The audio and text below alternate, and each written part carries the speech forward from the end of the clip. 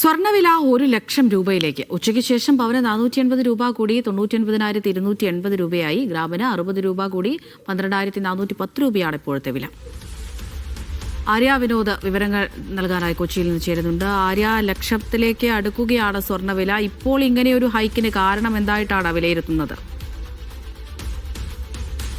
അമൃത, ഇന്ന് സ്വർണ്ണവില ഇനി ഒരു 700 രൂപ കൂടി 1,00,000 രൂപയാകുകയാണ്.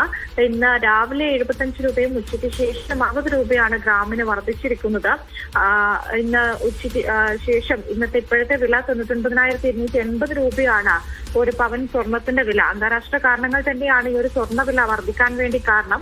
അന്താരാഷ്ട്ര സ്വർണ്ണവിലയിൽ $4,346 രൂപയുടെ വിനിമയ നിരക്ക് 90.72 അന്താരാഷ്ട്ര വില $50 കൂടി വർദ്ധിച്ചാൽ കേരളത്തിലെ സ്വർണ്ണവില 1,00,000 കടക്കും എന്നുള്ളതാണ്. ഈ കാരണങ്ങളാണ് ഇപ്പോൾ ഈ ഒരു സ്വർണ്ണവില വർദ്ധിക്കാൻ വേണ്ടി നിൽക്കുന്നത്.